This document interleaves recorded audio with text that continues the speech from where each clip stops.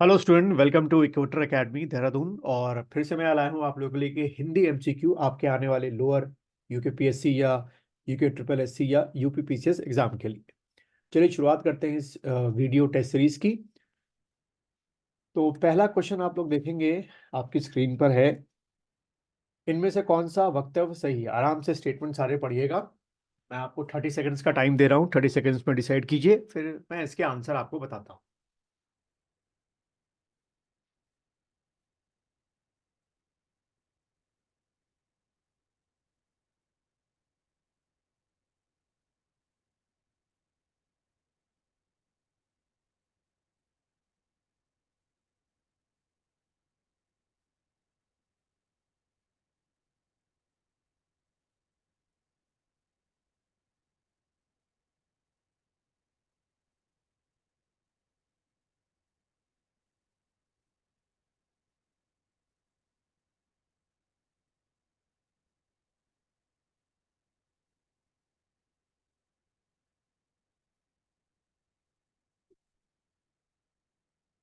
चलिए, इसमें बच्चों एक एक अगर स्टेटमेंट देखें तो पहला स्टेटमेंट है बीजी तिलक यानी बाल गंगाधर तिलक ऐसे पहले व्यक्ति थे जिन्होंने स्वराज को राष्ट्रीय मांग के रूप में रखा था।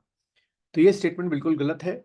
जो पहले व्यक्ति थे वो आपके दादा भाई नेहरूजी जी थे, जिन्होंने स्वराज को राष्ट्रीय मांग के रूप में रखा था। तो पहला स्टेटमेंट जो है वो आपका क्या हो गया? गलत हो गया।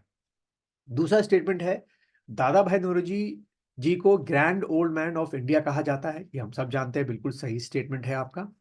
और दूसरा है दादा भाई नौरोजी 4 बार राष्ट्रीय कांग्रेस के अध्यक्ष रहे थे। ये भी स्टेटमेंट बिल्कुल गलत है। तो बच्चों इसका जो आंसर बनेगा वो बनेगा आपका बी आंसर बनेगा। ठीक है, सिर्फ दूसरा स्टेटमेंट ही बिल्कुल सही है। चलिए सेकंड क्वेश्चन को पढ़ेंगे आप लोग।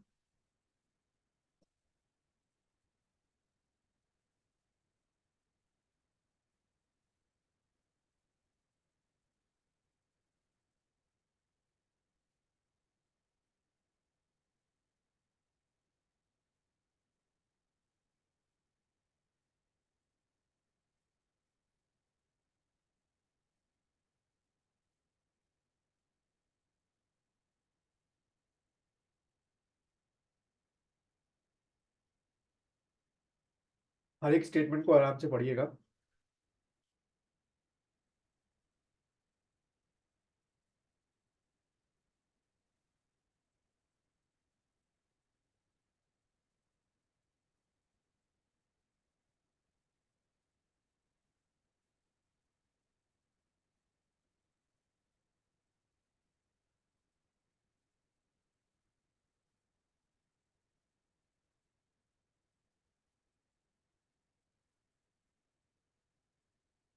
चलिए आंसर की बात करते हैं हम लोग, इसका आंसर क्या हो सकता है। तो पहला है आपका स्टेटमेंट मोहम्मद अली जिन्ना मुस्लिम लीग के प्रथम अध्यक्ष से, बिल्कुल गलत स्टेटमेंट है। मुस्लिम लीग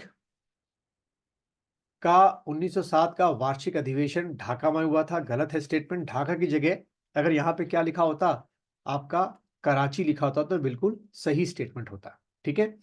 और तीसरा, 1906 में गठित अखिल भारतीय मुस्लिम लीग ने बंगाल के विभाजन और अलग निर्वाचन समूह बनाए जाने का विरोध किया था, बिल्कुल गलत स्टेटमेंट है। उन्होंने बिल्कुल भी इसका विरोध नहीं किया था। तो यहां पे देखें तो तीनों के तीनों ही स्टेटमेंट क्या हो गए? सभी आपके गलत हैं। तो इसका जो आंसर बच्चों बन रहा है वो क्या बन रहा है? सभी स्टेटमेंट क्या है? बिल्कुल आपके गलत है। ठीक है। तो यहां पे आपने क्या टिक किया होगा? सभी स्टेटमेंट क्या हो गए? बिल्कुल आपके गलत हो गए। ठीक है। तो क्वेश्चन नंबर 2 का भी आपका आप समझ सकते हैं आंसर क्या होगा। तो उम्मीद है कि आप लोगों ने अब तक इसके सही आंसर करे होंगे। चलिए आगे बढ़ते हैं, हम लोग अगले स्टेटमेंट की तरफ बढ़ते हैं। क्वेश्चन नंबर 3 अब मैं आपको दिखाऊंगा।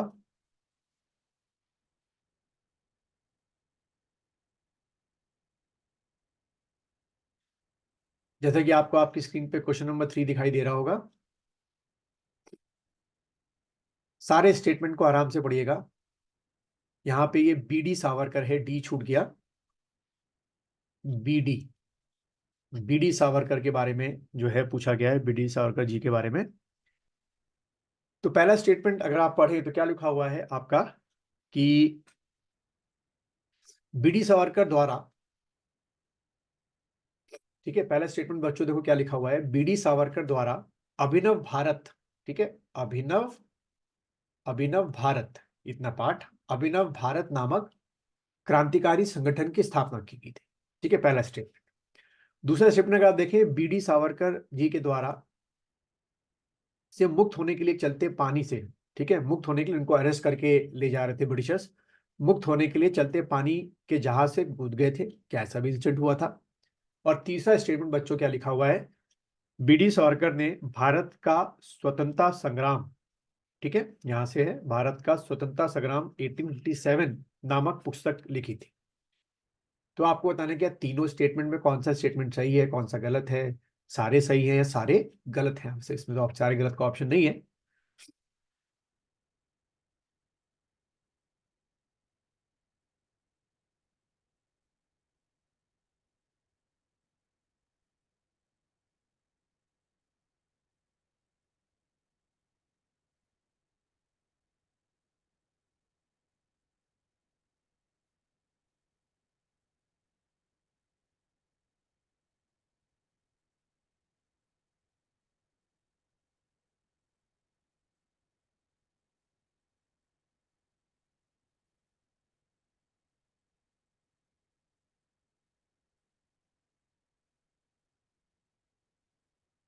चलिए बच्चों, इसके आंसर की बात करें, आप लोगों ने आंसर अब तक सोच लिया होगा पढ़ते पढ़ते, तो इसका जो आंसर है बच्चों वो है आपका डी आंसर है, तीनों के तीनों स्टेटमेंट बिल्कुल सही है।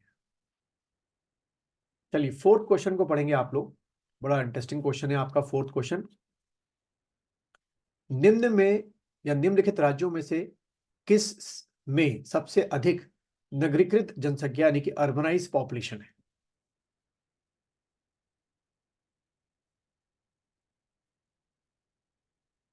आराम से आंसर सोचिए आप लोग, क्या हो सकता है, ए गुजरात महाराष्ट्र तमिलनाडु, बी महाराष्ट्र गुजरात कर्नाटका, या सी या डी?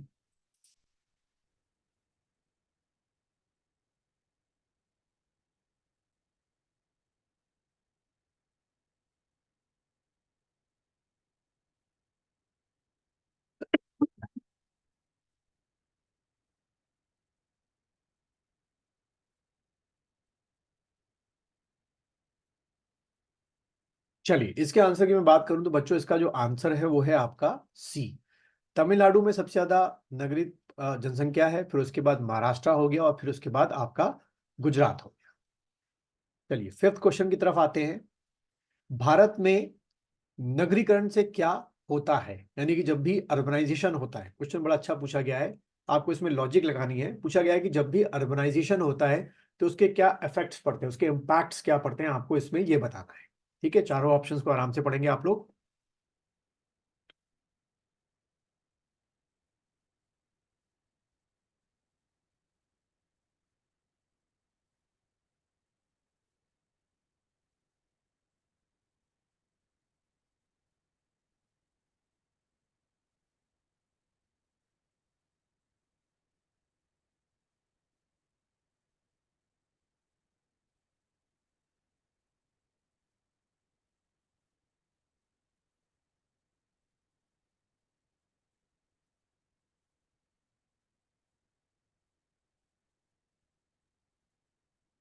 चलिए बच्चों इसके आंसर की बात करते हैं हम लोग, तो इसका आंसर जो है वो बनेगा आपका ए, यानी कि जब भी नगरीकरण होता है तो उससे जन्म और मृत्यु दर दोनों घट जाती है। ठीक है, ये ध्यान रखना। चलो सिक्स क्वेश्चन फिर से स्टेटमेंट वाला वक्तव्य वाला क्वेश्चन है, बहुत ही अच्छा क्वेश्चन है, पढ़िए आराम से।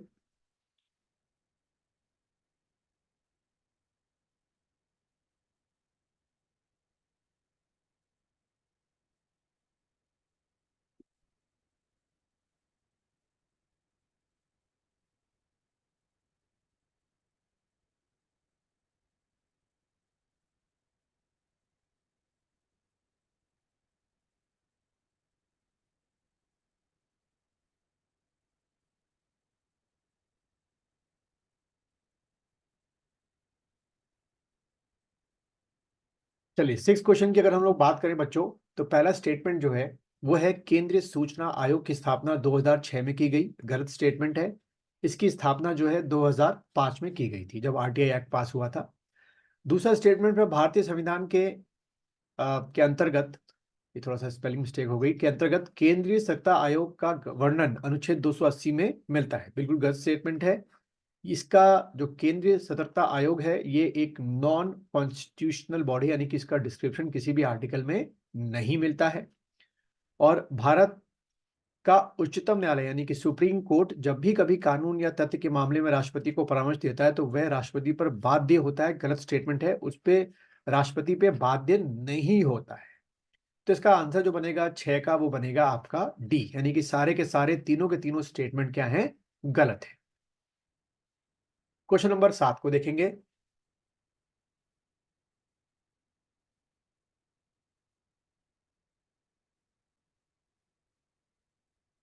आराम से सारे स्टेटमेंट पढ़ेंगे आप लोग बच्चों।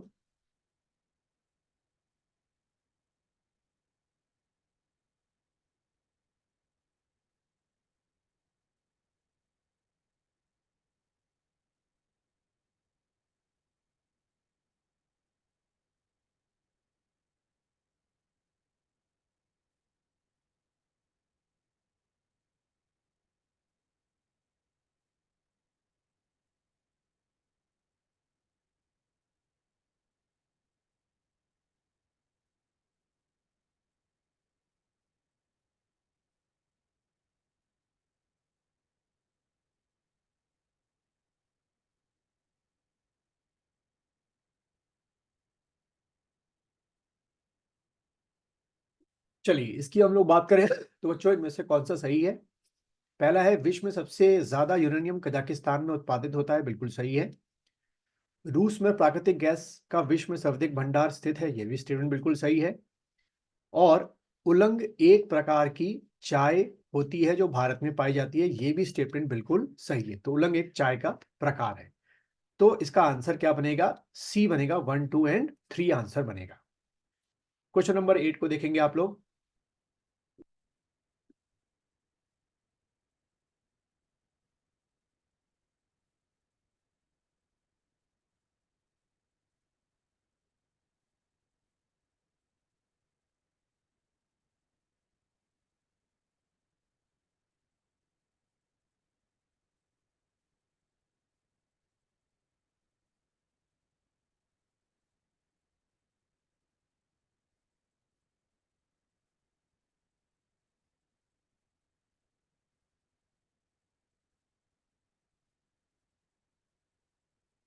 चलिए, इसको क्वेश्चन की बात करें कि अमेरिका में सबसे बड़े सोने की खदान इनमें से किस राज्य में, स्टेट में स्थित है, तो इसका आंसर है सी, दक्षिण डकोटा में।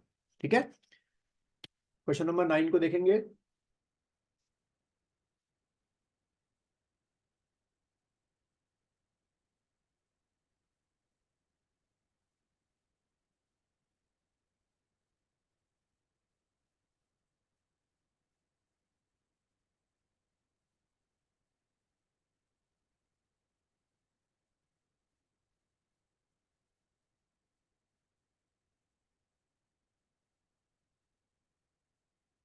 निम्न में चारों में सर्वाधिक कार्बोहाइड्रेट किसमें मिलता है। तो ये भी थोड़ा कंट्रोवर्शियल क्वेश्चन है, लेकिन इसका आंसर जो है हर जगह क्या दे रखा है, वो दे रखा है आपका मक्का। सबसे ज्यादा कार्बोहाइड्रेट इन चारों में से सबसे ज्यादा की बात हो रही है। ठीक है। क्वेश्चन नंबर 10 को देखेंगे। निम्न में से आयरन की सबसे अधिक मात्रा किस में पाई जाती है। ये भी कई जगह कंट्रोवर्सी में रहा क्वेश्चन। सेब में, आंवला में, लीची में, अनानास में।